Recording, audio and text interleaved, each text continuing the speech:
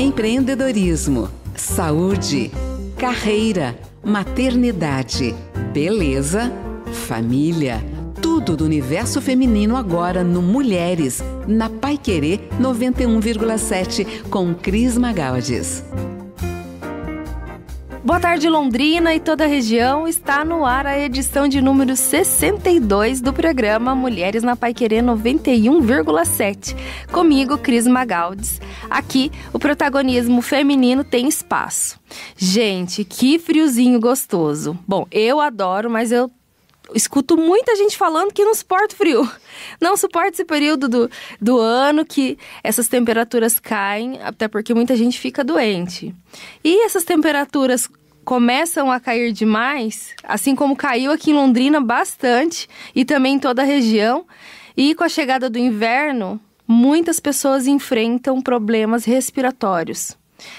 E aí, ficando muita gente doente, claro, tem muita gente que não sabe como lidar com esses sintomas, com essas doenças. E até para falar desse assunto, como as doenças respiratórias se intensificam no inverno e o que a gente pode fazer para proteger nesse período, eu convidei a doutora Gabriela Marrone e ela está aqui comigo para nos ajudar a entender melhor essas condições e como a gente pode se cuidar durante essa estação aí, que é muito desafiadora. Não é mesmo, doutora Gabriela? Seja muito bem-vinda. Muito obrigada pelo convite. Sim, com certeza, no inverno tende a ter bem mais coisa, resfriado, gripe.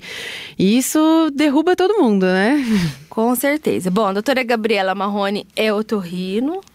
Formada por onde? Pela UFPR. Eu fiz faculdade de medicina lá e otorrino lá também. E tô aqui em Londrina tem 1 ano. Ah, que legal, tá há pouco tempo. Há pouco tempo. Feliz com o calor e traída pelo frio essa semana, hein? E aí você pensou assim, nossa, eu acho que falaram errado. Falaram que aqui errado. No norte era muito quente.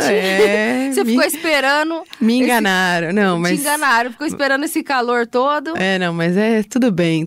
Uma semaninha por mês, por ano, pra lembrar que faz frio também.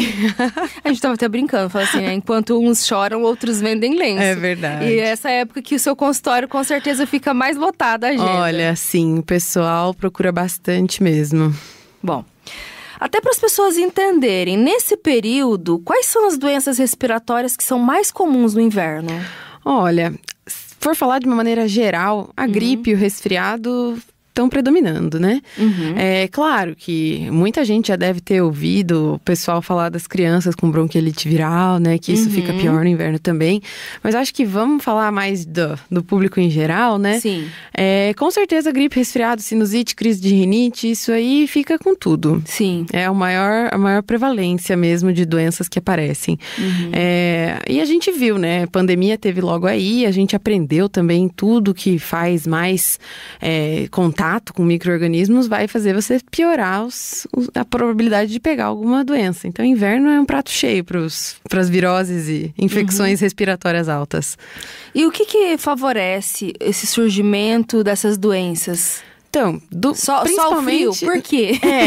Principalmente 2 fatores. Se a gente levar em consideração que no inverno a gente costuma ficar mais aglomerado, janela fechada, dentro de ambientes sem circulação, e isso facilita, né?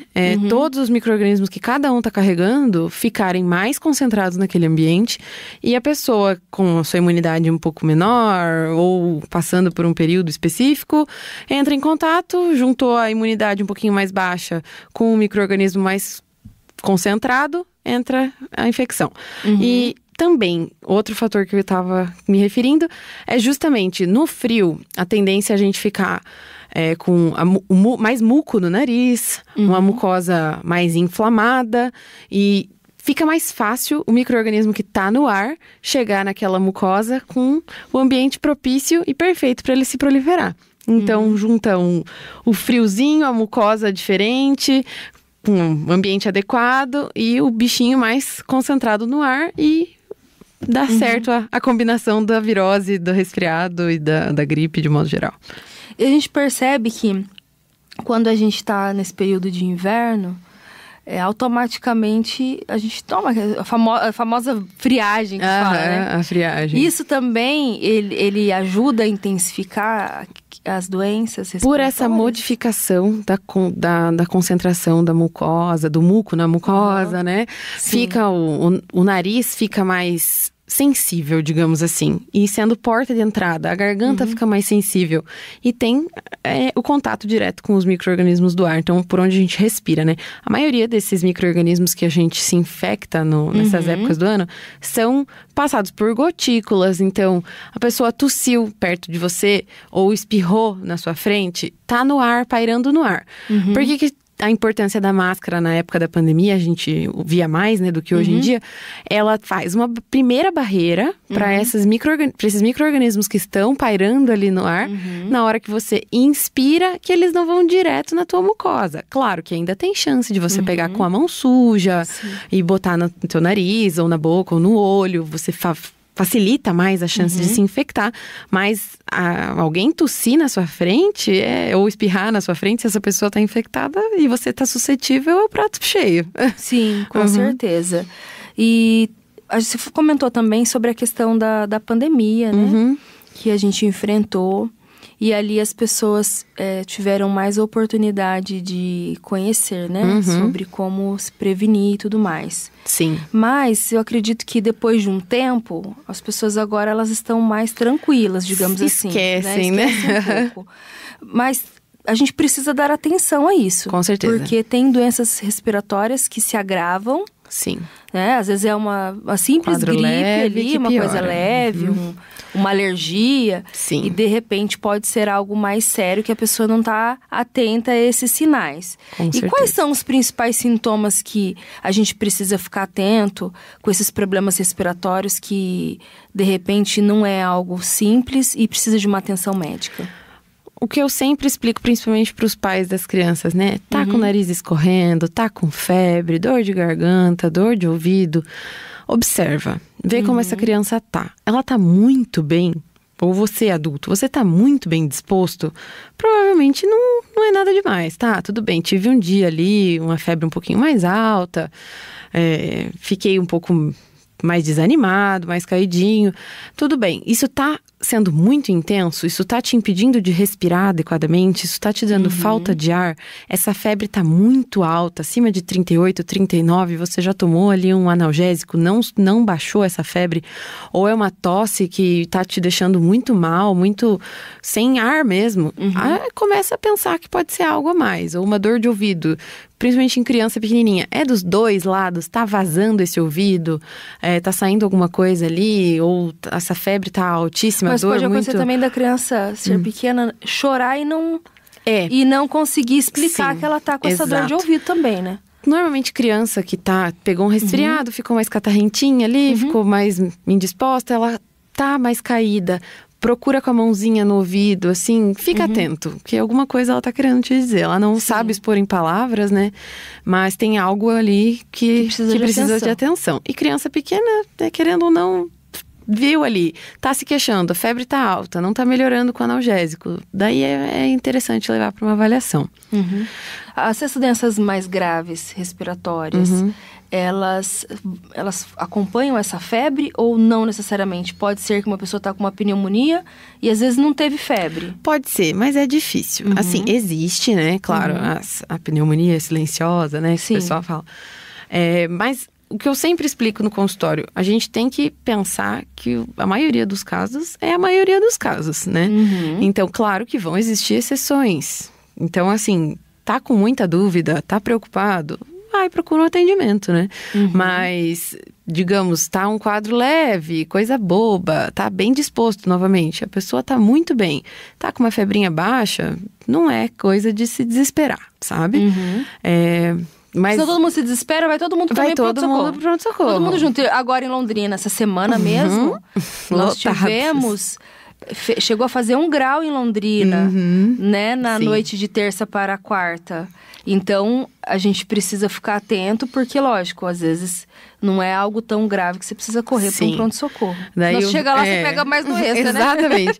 E o que o pessoal fala, mas os médicos falam, não pode ser automedicada. E depois eles falam, mas por que você não se automedicou? Mas não é bem assim. digamos assim, uma dipirona, uma coisa leve, um paracetamol, tomou ali, viu que realmente não melhorou, isso é sinal que tem alguma coisa a mais, sabe? Se você tentou alguma coisa assim e daí fala, não, fiquei bem, provavelmente não é algo grave, não dá pra ter certeza de nada, mas pensando, como eu disse, na maioria dos casos é assim que funciona. E uma coisa que não podemos deixar de lembrar, né, vacinas, gente. Sim. Temos vacinas por um motivo, né? Sim. Então, tem disponível, teve até recentemente, estava disponível pelo SUS para público é importante em geral. fazer, né, tem a vacinação, tomar, tem que tomar vacina, tem que se prevenir, tem que se cuidar, tem né? que se cuidar, senão depois não adianta, né, ficar, ai, podia ter feito algo a respeito. Tá aí. Principalmente as crianças e os idosos, exato, que têm a saúde mais frágil, mais suscetíveis. Né? E assim, do básico, né? O que a gente pode fazer para evitar? Então, deixar a janela bem aberta, né? Evitar ficar em ambientes muito aglomerados de pessoas.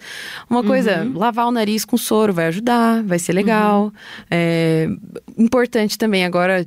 Você tá doente? Evita contato com alguém que tá com uma saúde mais frágil. Então, não vai visitar bebezinho, não vai na casa dos idosos se você tá ali com um febrão, passando mal. Principalmente se você não sabe o que você tem. E mesmo que, assim, é um resfriado, não fiz o teste ou deu negativo, você pode ficar um pouquinho, 2, 3 dias ali, até ficar melhor. Sim. O ideal ali, até 7 dias, porque, às vezes, né? O sistema imunológico daquela pessoa, vai reagir ele tem uma certa resistência. Às vezes ela passa essa gripe, enfim, se resfriado para alguém, essa pessoa pode ter uma resposta bem diferente, né? Cada um responde de um jeito. Novamente, a gente viu na pandemia, famílias inteiras, que uma pessoa pegava e mais ninguém pegava, ou todo mundo pegava menos uma.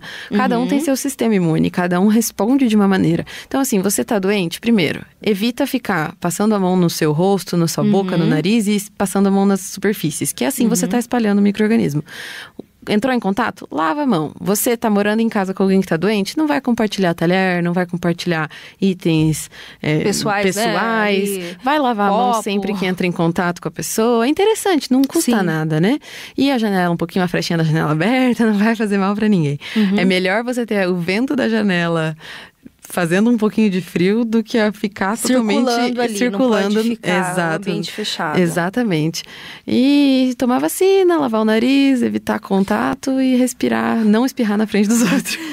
Bom, tem bastante coisa ainda pra gente conversar, mas uma outra questão que você falou sobre a lavagem nasal. Sim. Com esse ar mais seco e frio, ele afeta as vias respiratórias? Por isso que é bom fazer essa lavagem nasal? A mucosa que tá seca, o muco fica espesso. As propriedades dele facilitam com que um micro-organismo que entrou em contato ali leve a um processo infeccioso. Você lavando o nariz, primeiro, você remove aquele micro-organismo que já entrou em contato e já tá grudadinho ali naquela mistura. Além disso, mantém uma hidratação da mucosa, ela fica mais saudável, ela consegue se defender da melhor maneira possível quando entra em contato com os seres que ficam pairando no ar. Então, só tem a agregar. Cuidados com a lavagem. A água tem que ser uma água limpa, então de preferência, ou soro fisiológico comprado na farmácia, ou se você for fazer caseiro em casa, uma água filtrada, uma água mineral de garrafinha. Pode ser só o soro para fazer a lavagem? Pode. Só o soro é excelente. Pra, né, as pessoas não precisa misturar com nada. O que dá para ser feito é o soro em casa também, né? Daí a aguinha filtrada, ou fervida e esfriada, mistura com uma quantidade proporcional ali de sal e bicarbonato para fazer uma solução que não seja ardida no nariz, né? E pode fazer ela. Sensação de queimação. Senão parece que você tomou água do mar pelo nariz. Aí ninguém gosta mesmo. Mas depois que pega o costume, fica mais leve de fazer, fica mais fácil. E tem alguma recomendação? Tipo, nesse período, lavar 3 vezes por dia, 1 vez por dia? Ou não tem, assim, uma quantidade matemática mínima ou máxima que pode, de repente, fazer mais mal? Não sei. Coisas importantes. Se você tá um pouco mais resfriado, faz pelo menos ali quando acorde antes de dormir. Se não, pelo menos ali uma vez ao dia vai vir bem. Cuidar para não fazer, se você usar algum dispositivo como seringa ou garrafinha, para não fazer com muita pressão. Porque esse soro com pressão alta pode ir lá pro teu ouvido e fazer ainda uma otite, que você vai criar um segundo problema. Verdade. Mas são basicamente isso. Assim, também não precisa ficar o dia inteiro lavando o nariz, né? Mas umas 2, 3 vezes. Você falou de seringa. Ou aquele dispositivo as que garrafinhas, tem, tipo uma garrafinha que você aperta. Sim. E esses sorines, esses outros tipos? São ótimos também. Se atente à composição. O ideal é que eles tenham ali ou o soro fisiológico puro. Alguns hoje em dia têm outras misturas. Então, uns com xilitol. Tem pesquisas, né, que falam a favor dessa mistura do soro com xilitol, principalmente para quem tem infecção muito recorrente. Então, assim... Veja, principalmente se ele é isotônico, né? Que isotônico significa que é da mesma concentração do teu nariz. O hipertônico ajuda a desentupir, mas ele arde um pouco mais. Ele vai ser mais indicado para quem tem o nariz mais trancado. Mas se não, tá ótimo. Soro fisiológico. Agora, não adianta ir comprar vasoconstritor tópico. As famosas gotinhas que o otorrino não gosta. Que isso aí vai trazer mais problema do que coisa boa. Ele desentope na hora e entope o dobro logo na sequência. Daí fica o vício, né? Causa dependência. É o que eu sempre explico no consultório também. A gotinha de desentupir o nariz, ela vai mandar uma mensagem química ali na mucosa do teu nariz que os vasos que estão inflamados e inchados, eles precisam murchar, ser contraídos. Então, é um vasoconstritor. Murchando esse vasinho, diminui o inchaço dessa mucosa e melhora a passagem de ar pelo nariz. Então, ele desentope na hora mesmo. Mas o que acontece? Teu organismo recebeu essa mensagem. Os vasos estão sendo apertados. O que a gente precisa fazer a partir de agora? Libera, diminui essa pressão aí e incha de volta esses vasos, que tem alguma coisa acontecendo. E nisso, a tendência é meio que entupir o dobro do que desentupir o remédio. Então, o que vai acontecer? Claro, situações pontuais, pós-operatório, casos que o médico indicou, tudo bem usar, claro que com parcimônia, tem uns 3, 5 dias ali. Passou disso, você vai começar a estar arranjando mais problema do que coisa boa pra você e vira um vício químico mesmo. Então, ali, fiquem atentos, hein? Fiquem atentos, um mecanismo, porque pode ser mais prejudicial. Sim. De todas as opções que você falou, seringa, dessa garrafinha e desse spray, qual que é o mais indicado? Olha, cada caso é um caso, tá? Eu sinto que alguns pais de criança pequenininha acabam preferindo a seringa menor, aquela seringuinha de 5, de 10 ml. Isso pode ser bom para algumas crianças que já estão acostumadas. Se a criança luta muito, pode ser que vai fazendo com mais força, daí vai pro ouvidinho, como eu comentei. Daí, nesse caso, é melhor a garrafinha de apertar ou ainda o spray de jato pressurizado ou o jatinho de spray normal. Esses dois, eu sempre falo, você não tem prática, não tem costume de usar, esses que já vêm pronto da farmácia são mais fáceis, são mais que a dosagem práticos. Correta também, você não corre você até pode fazer mais vezes, não vai ter problema. Mas dificilmente você vai desenvolver um problema de ouvido por conta desses dispositivos que já vêm prontos. Então, assim, a criança tá com o ouvido ruim ou o adulto tá com o ouvido ruim, evita a garrafinha e seringa naquele momento para não piorar mais o problema. Depois que voltou ao normal, aí... Vou dizer que até o meu favorito para quantidade, assim, para conseguir carregar mesmo aquela secreção, vai ser a garrafinha que vai levar embora aquele catarro que tá preso ali, né? Então, acaba sendo mais efetivo. Mas, como eu disse, cada também caso tem que ter cuidado em compartilhar também, né? Não dá para compartilhar. Porque essas coisas, assim, as pessoas falam, tá na mesma casa, tá na mesma garrafinha, cada um com não o seu. Pode. A gente não sai compartilhando escova de dente por aí, né? Não é porque... É até bom explicar, porque, doutora, às vezes a família tem mais de um filho. Fala, mas eu vou esterilizar, eu vou ferver pra usar. Em teoria, assim, se esterilizar muito bem esterilizadinho, até dá, mas o ideal é cada um ter o seu, sabe? Ter o seu, né? Cada um ter o seu, bem limpinho, tudo bem certinho. Então fiquem atentos aí. Melhor cada um se cuidar, não compartilhar nada. Não compartilhar escova de dente, nem dispositivos de lavagem nasal. Bom, a gente tá falando bastante essa questão das vias respiratórias. E a gente escuta falar bastante das alergias também, né? Nesse período. Essas alergias que são respiratórias e com muita frequência no inverno. Por que elas pioram tanto nessa época? Então. Geralmente quem tem rinite, sinusite, né? Assim, se você parar pra pensar, a gente tirou do armário um casaco que tava fechado ali há sei lá quantos meses, né? Saiu dali, tem ácaro, tem poeira, tem tudo que você pode imaginar. Fica mais fácil você ter uma reação alérgica a um produto que te dá alergia, né? Então, dificilmente alguém que não tem alergia a poeira ou ácaro. Né? Então, tá ali parado, é o prato cheio. Outra coisa que poderia causar mais reação é justamente porque a nossa mucosa está mais sensibilizada mesmo. Então, junta tudo. Junta a mucosa sensível, roupas fechadas, cobertor fechado. Então, é mais poeira, né? Então, é mais normal a gente ter então toda essa poeira, assim. Todos esses ácaros, tudo num ambiente fechado. E você sensível, é tudo um pacote perfeito para não dar certo, né? Sim. Bom, doutora, a gente precisa ir para um breve intervalo e na volta tem muito mais bate-papo sobre doenças respiratórias no inverno. Fica aqui comigo no Mulheres na Paiquerê 91,7. Aqui o protagonismo feminino tem espaço. Paiquerê 91,7.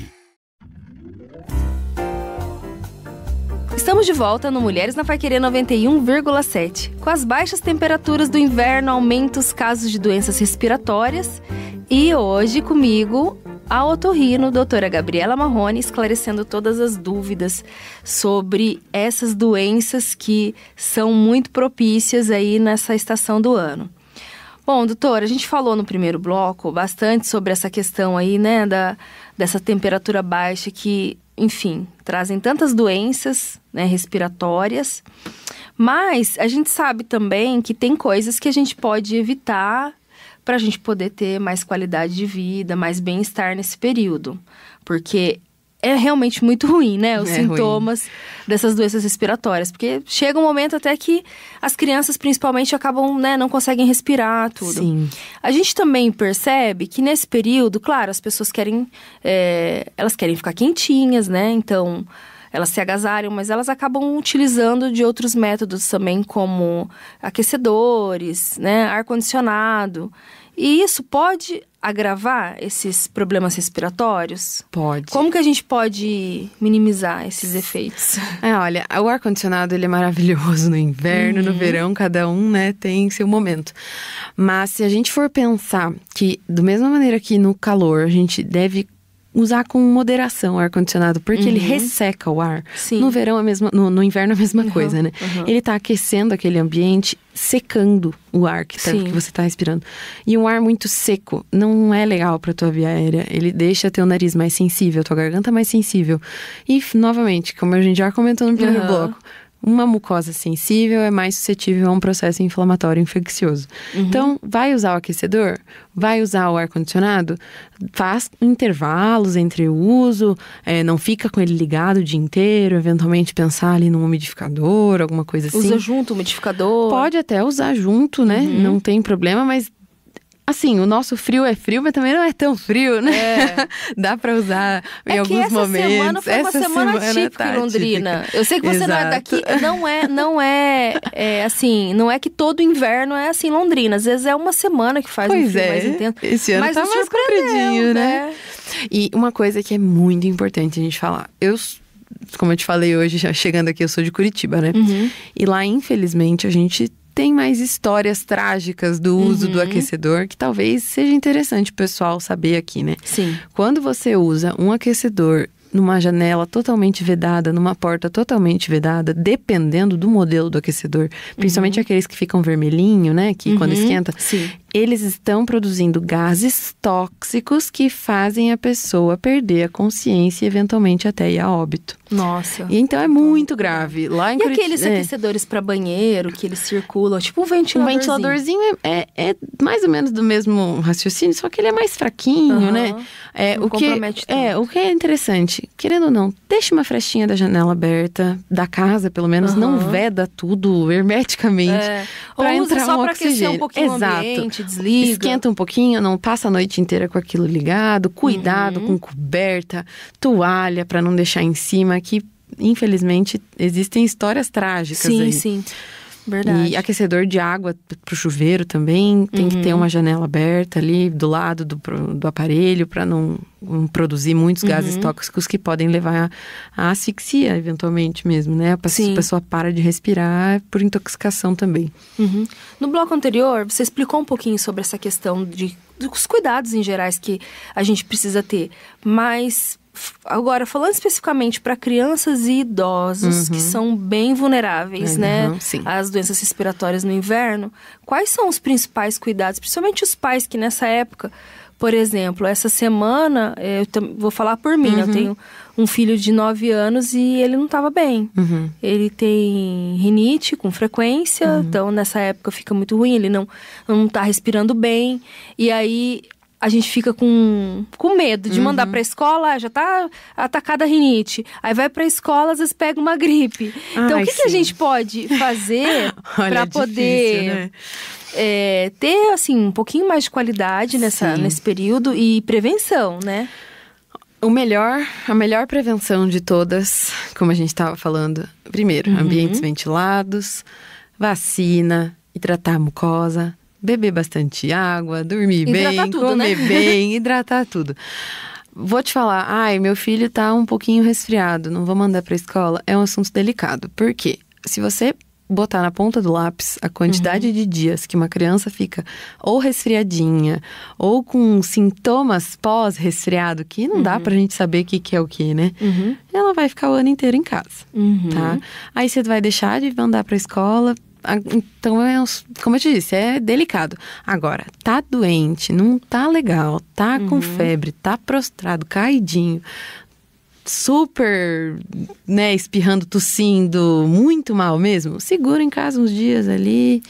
Mas, até porque não sabe o que é também pra não passar pra outras crianças. Mas é difícil, né? Mas difícil, porque... É difícil, porque, como eu disse, vai deixar o ano inteiro em casa, dependendo da criança que tem mais rinite e tudo mais. Na dúvida, se tá algo mais intenso, deixa em casa. Se é algo mais leve, infelizmente, não tem muito como segurar em casa, né?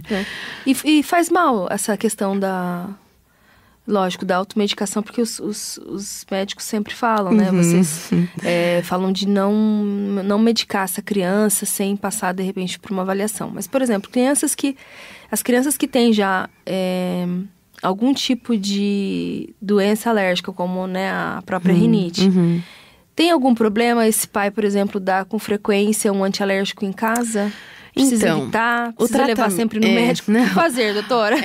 Eu sei porque é a dor minha de muitas mães também. O antialérgico, a gente pensa, vou dar um antialérgico ali, vai resolver o problema. Ele resolve uma crise pontual, um episódio de alergia legal, mas não é esse o tratamento de rinite. A rinite, tratamento base, né, a partir de uma certa idade, é lavagem nasal com soro fisiológico e corticoide nasal tópico. Sprayzinho de corticoide. Mas vou tomar corticoide todo dia. Não é a mesma coisa que você tomar um comprimido de corticoide, né? Sim. É uma dose muito menor, que em teoria a absorção sistêmica é mínima, então existe segurança. Então, se essa pessoa tem crises de rinite todos os dias, ou várias vezes por semana, ou essa crise de rinite é suficiente para tornar a rotina dela difícil, não consegue dormir, não consegue fazer exercício físico, é interessante ela passar por uma consulta com o otorrino, saber se o caso dela é de entrar com spray no nariz todo dia, ou dá pra usar só de vez em quando, assim, né, em épocas do ano. Então, por exemplo, eu só faço rinite quando eu tô na primavera. A gente programa um pouquinho antes da primavera começar, você começa a intensificar um tratamento, usa ali durante a primavera inteira, mais uns diazinhos depois e suspende, fica só com soro depois. O antialérgico não vai fazer a mágica de tratar a rinite. Ele vai tirar o quadro agudo ali da alergia mais grave. Mas não adianta ficar tomando, e não deve, a não ser que seja indicado pelo médico novamente, né? Que alguns casos pontuais têm indicação de uso diário de antialérgico, mas não são todos, a maioria não é. Sim, tem que tomar cuidado também, porque algumas crianças que têm essa dificuldade em respirar, pode não ser só rinite. Pode não ser só rinite, pode ter uma asma aí por trás, né? Ou se for algo mais... uma obstrução, de repente, uma adenoide. Pode. O que eu sempre explico, é algo pontual, é algo isolado, tudo bem. Começou a ser algo recorrente, que traz efeitos para essa criança. Ele não tá dormindo bem, ele não tá conseguindo se alimentar, ou ele fica muito doente, tá sempre com o nariz escorrendo, vale a pena uma consulta. Não é algo de levar correndo na emergência, mas vale uma consulta, uma avaliação. Fazer uma avaliação. Exato. Sim. E a avaliação, aproveitando, porque provavelmente quem tá ouvindo fica em dúvida. Tá, mas como que é essa avaliação para chegar a definição que é um processo cirúrgico que essa criança precisa passar? Como que é? Então, para definição de processo cirúrgico, primeiro, a eu imagino que todos os otorrinos aí vão concordar comigo. A primeira coisa, a gente sempre tenta evitar a cirurgia, né? Na maioria dos casos. Não sendo possível, o principal indicativo, história clínica dessa criança. Como que é? Ela ronca? Ela tem apneia do sono, que é quando para de respirar à noite? Ou ela eventualmente tem dificuldade para comer alimentos maiores, como por exemplo, uma carne, não gosta, cospe a carne, ou ronca muito à noite, ou tá sempre com o queixinho erguido, respirando pela boca, com a boca aberta. São fatores que sugerem para os pais levarem ali no otorrino, conversar. O otorrino vai pedir alguns exames, a gente vê esse resultado desses exames junto com a história clínica. Depois de ter tentado alguma coisa ali, nada deu certo, aí a gente pensa em cirurgia, sim. Claro que vão ter casos que são esdrúxulos, né? Chegou, você já sabe. Infelizmente, esse caso já tem uma história. Usa antibiótico pra caramba, não dorme bem, tá parando de respirar de noite. Isso aí dificilmente vai ter uma contraindicação cirúrgica, a não ser que a criança tenha um problema mais grave de saúde, né? E aproveitando, falando ainda de rinite alérgica, que tem muita gente que sofre disso. Sim. É um fator, assim, que às vezes as pessoas falam, a rinite alérgica é por conta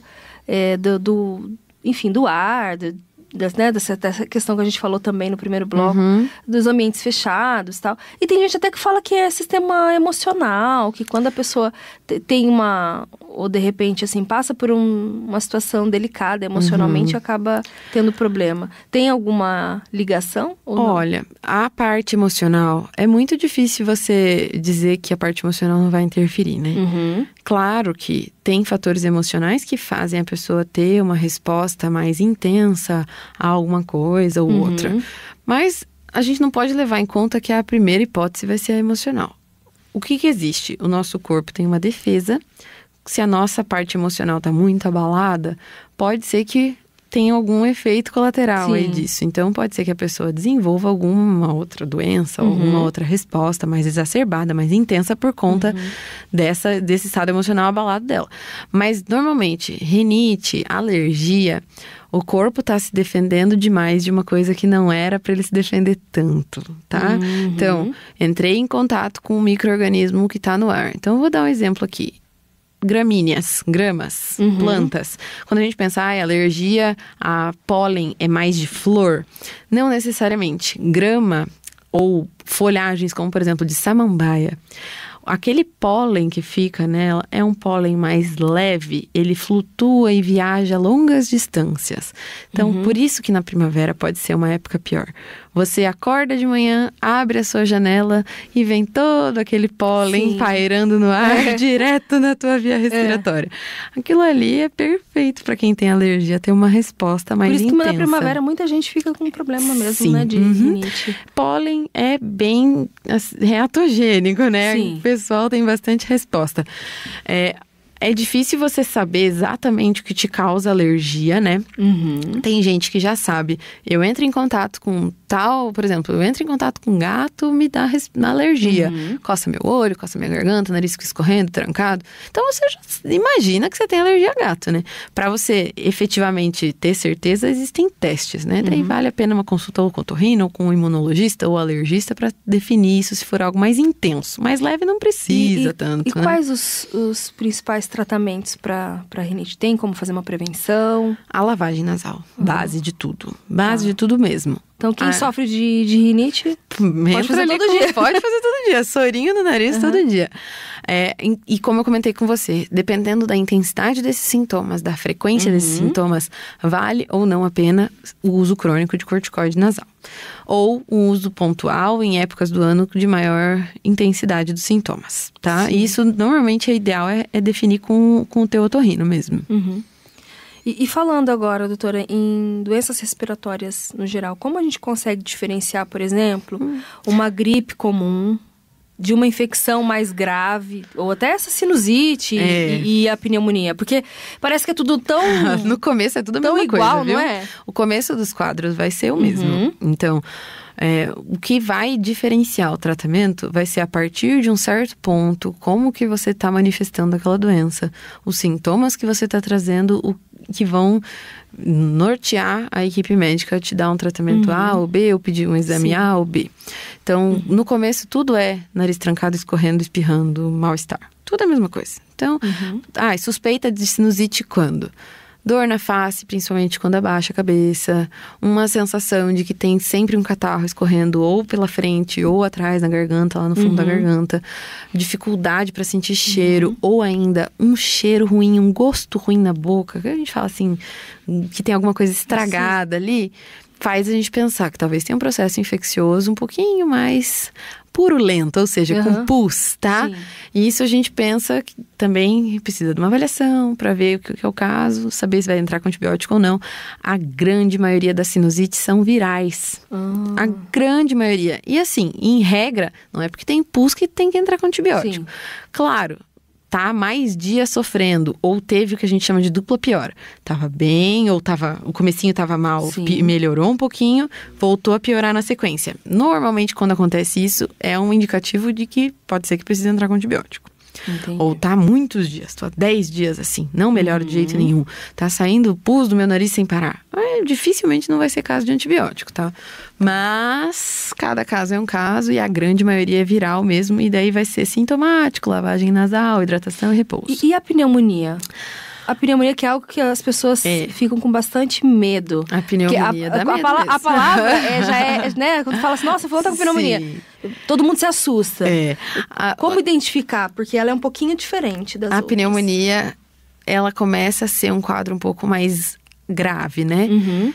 Então, esse paciente dificilmente não vai ter tosse ou não vai ter um sintoma de cansaço, falta de ar, mal-estar mais intenso. Dor no peito, dor nas costas. Peito para respirar. Esse caso se você está com sintomas mais graves, como eu te falei, procura um atendimento médico. Que a pneumonia é, assim, a evolução de um quadro que não tá legal, que não tá se resolvendo sozinho. Então, sentiu falta de ar, dor para respirar, não tá bem, febre muito alta, muita prostração, vale uma avaliação. Para saber realmente dizer qual que é o tratamento ideal. Principalmente nas crianças. Crianças e idosos. As crianças às vezes não conseguem relatar, né? Tudo que está acontecendo. Criança está muito prostrada, febre alta, há alguns dias já tossindo muito, com certeza vale a pena uma avaliação. Já entrou com antibiótico, viu que não melhorou. Né? Ou às vezes até nem entrou com antibiótico ainda, tá? A criança tá esquisita, tá muito caída. Você desconfia que tem alguma coisa a mais ali. Sim. E não deixa de consultar se tá com um quadro diferente, muito diferente do normal, procura atendimento com certeza. É verdade que pode dar dor nas costas? Pode.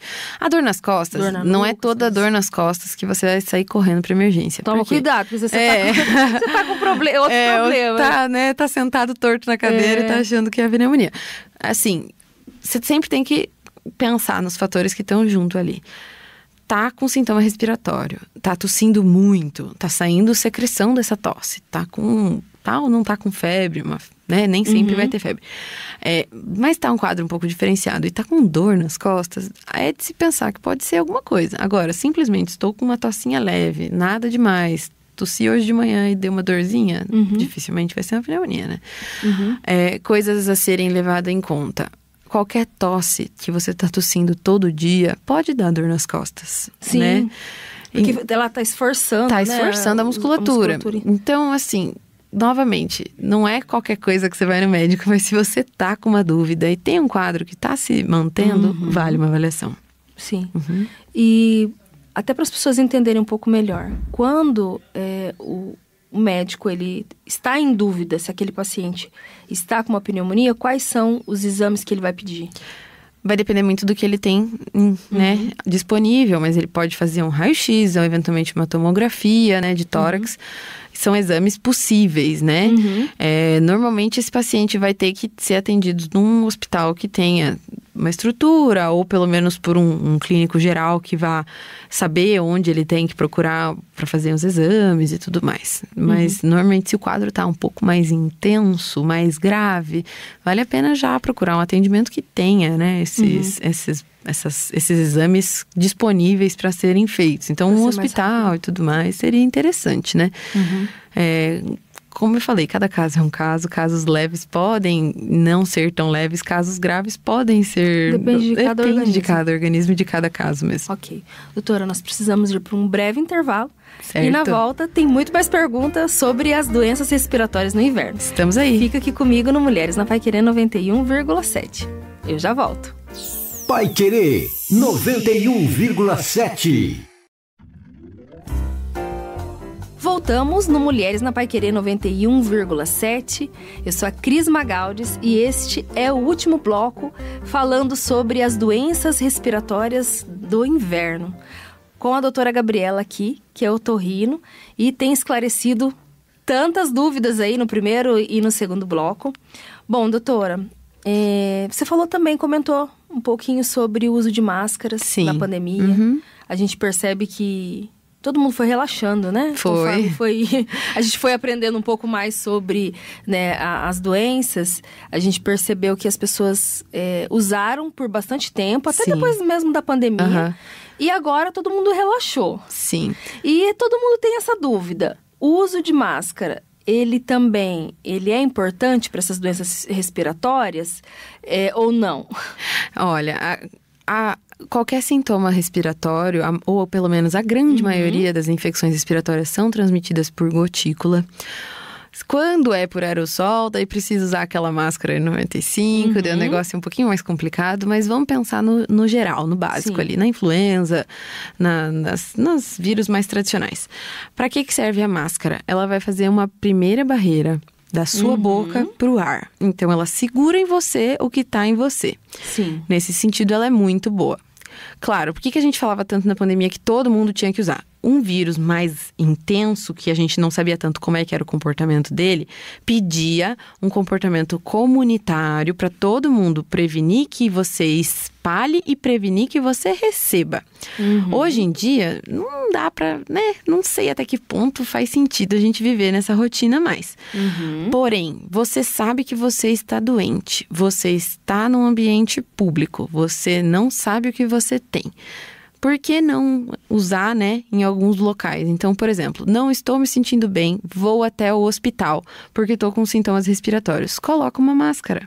Você está indo no pronto-socorro, pode ser que alguém que está ali não está com o mesmo vírus que você, não está com o mesmo micro-organismo que você, e você poupa essa pessoa de pegar o mesmo que você está. Mas assim, também não vai adiantar usar uma máscara suja, uma máscara velha, uma máscara rasgada, uma máscara que você pôs do avesso, uma máscara que tá do contrário. O que tá guardado lá na gaveta que você usou na pandemia, agora você pega sem lavar. Tem todo um cuidado. Sim. E uma coisa que a gente vê bastante, você tá de máscara, apoia ela no teu nariz, cobre a tua boca até o teu queixo. Tem que estar bem ajustadinha no rosto, não adianta ficar com o nariz pra fora ou tirar a máscara, passar a mão na boca e tudo mais. Então, cuidados básicos, porque senão nem faz sentido, não tem porquê você tá com aquilo. Vai fazer mais mal que bem. Exatamente. Então, assim, esses cuidados com certeza ajudam. Você sabe que você tá meio doente, vai entrar em contato com aquela tua familiar que tá fazendo tratamento de câncer, ou que a vozinha ali que não tá muito boa a imunidade dela. Primeiro, se der para evitar contato nesse momento, melhor. Não deu, coloca uma máscara, né? Sim. Você tá doente, não custa nada. Você vai ajudar. Ajudar quem tá ali do seu lado. Ali quem tá do lado. E também, se você não sabe, de repente você também pode não pegar outras doenças. É verdade. Se você tá com um quadro mais leve... E vai na emergência e pega um bichão maior aí.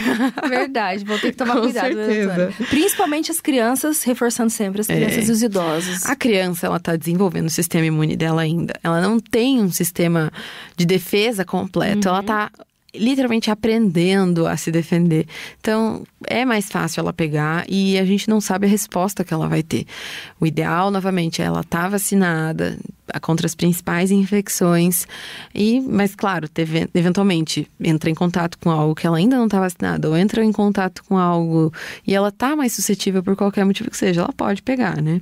E o idoso é o outro lado da moeda. Ele já teve uma imunidade melhor, passou a vida inteira e hoje pode ser que esteja um pouco mais debilitado, às vezes não está conseguindo comer tão bem, às vezes não está conseguindo dormir tão bem.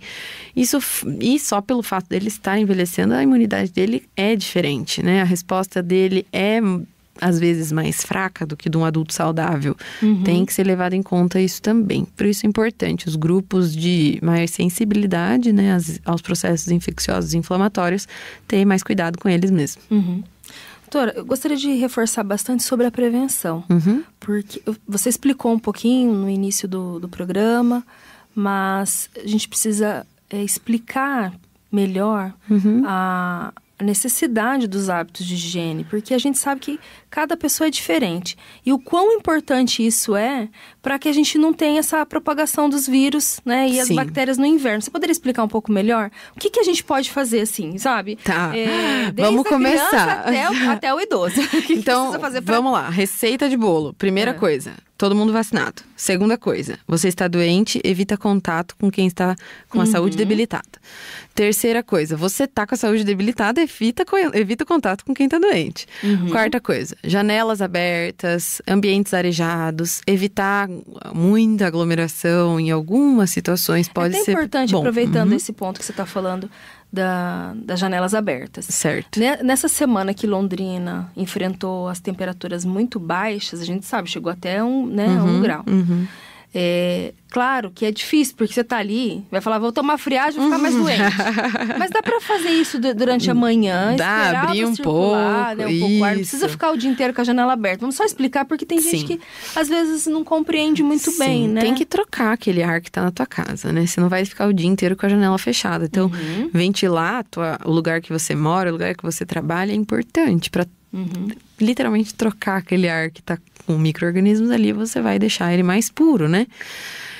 Então, o abrir janelas não quer dizer que você tem que ficar com a janela aberta o dia inteiro, mas deixar uma fresta da janela aberta ou ficar no ambiente ventilado quando você sabe que você está em contato com outras pessoas doentes ou não, vai dificultar que você pegue alguma coisa, entende? Então, não quer dizer que você tem que ficar com a janela aberta nesse frio, né? O dia inteiro aberta. É só pra dar uma circulada. Troca aquele ar. Essas bactérias não ficarem ali. Vírus e bactérias vêm e vão. Então, é melhor deixar a janela um pouco aberta para eles poderem ir embora também, do mesmo jeito que chegaram, né?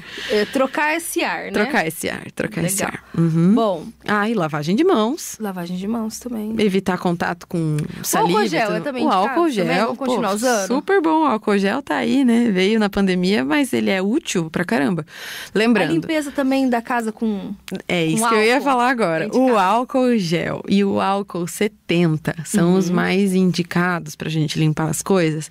Mas lembrar que álcool não necessariamente vai limpar a superfície. O álcool funciona com atrito. Ele não funciona só de você dar aquela benzidinha com álcool. Tem que ser esfregado. Então, assim, vai funcionar. Não adianta você mergulhar sua mão numa bacia de álcool que ela não vai estar limpa. Você tem que friccionar para ela ser limpa. Então, existe esse propósito, né? Então, passou álcool na mão, tem que fazer um movimento de lavagem de mãos para ela ficar realmente limpa. Tá? E isso vale para superfícies também. Então, claro que ajuda.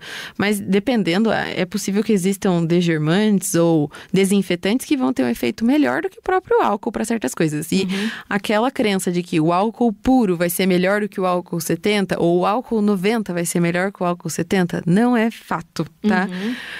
O álcool 70, ele tem a concentração ideal para quebrar a barreira dos micro-organismos e fazer essa degermação mesmo, né? Essa limpeza. O álcool 90 e o álcool 100%, eles não necessariamente vão ser mais fortes. É só uma coisa que a gente pensa e que não tá certo, sabe? O 70 é melhor. Em resumo, o 70 é melhor.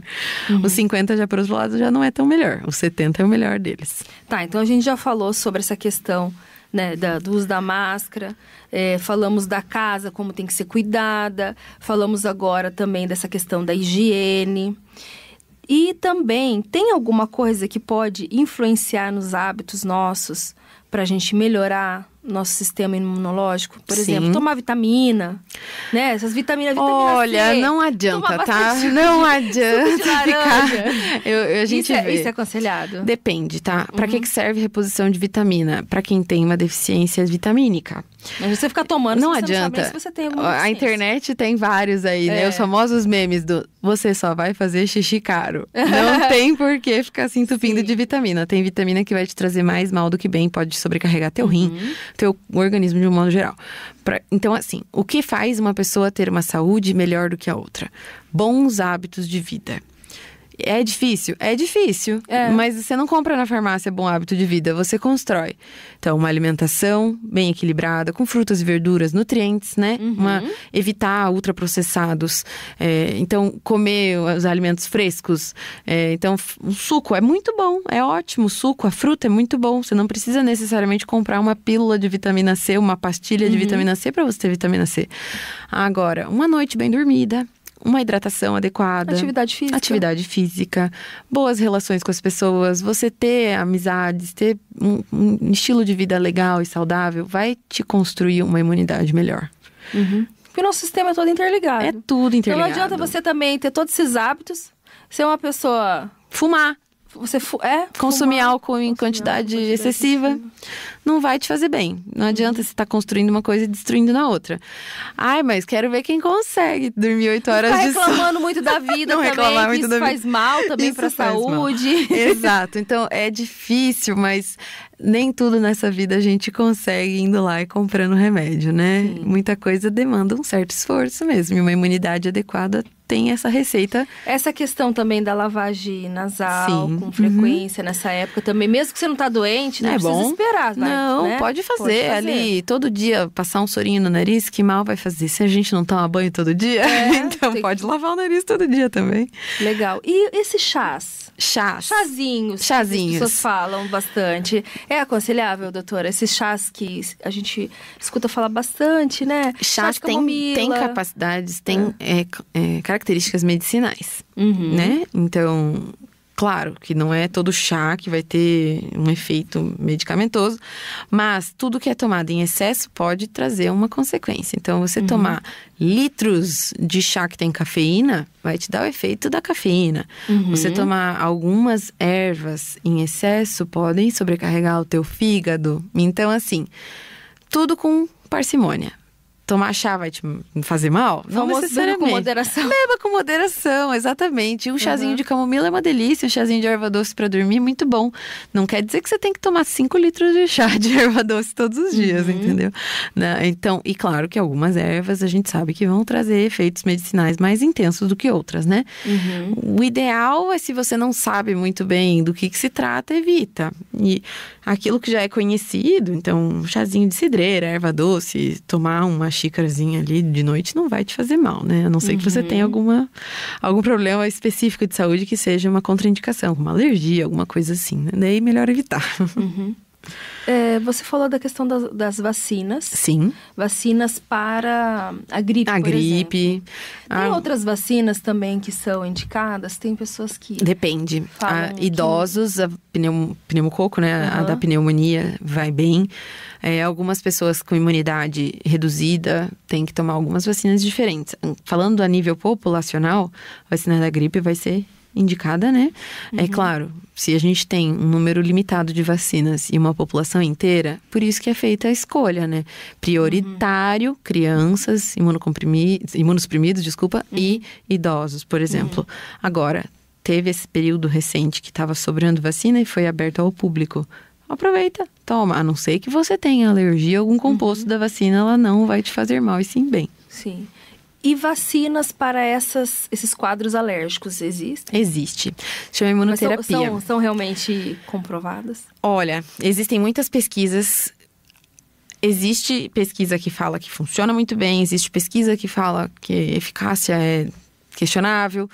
Hoje em dia, o que é importante saber? Que tem casos que são indicadas, tem casos que não são. Em primeiro lugar, ela não é uma coisa barata, né? Sim. Então, é um tratamento direcionado, principalmente para quem tem uma alergia mais grave, mais intensa. Então, essa pessoa já tentou todo o básico e não foi suficiente. Ela não tem qualidade de vida. Vale a pena tentar a imunoterapia. Como que é feito isso? Então, ou o otorrino, que seja especializado nisso, ou um alergista, ou um imunologista. São especialidades, eventualmente até algum pneumologista pode fazer isso, imunologista. Então, são especialidades que lidam com esse tipo de área. Mas não é todo médico dessa área que vai fazer isso, mas existem nessas áreas. Então, é feito primeiro um teste para saber quais que são os micro-organismos, os agentes que te dão resposta alérgica, e a partir disso é desenvolvido um tratamento personalizado para cada pessoa. Ah, você tem alergia a tal coisa, então o teu tratamento vai ser para tal alergia. Certo?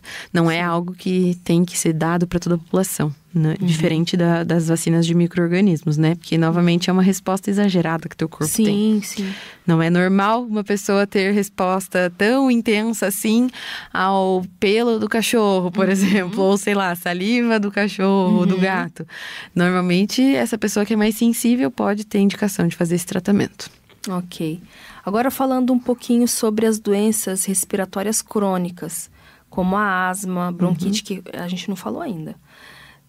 Tem recomendação específica agora no inverno também para quem possui doença respiratória crônica?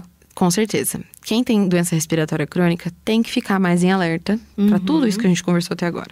Serve também, todas as indicações tudo. São iguais. O que é diferente? Essa pessoa que tem um gatinho miando no peito, que a gente fala, aquela respiração que faz um barulhinho, verdade. Normalmente ela tá com algum grau de obstrução da via, que pode ser ali uma asma ou uma tal da bronquite, né? A inflamação dos brônquios.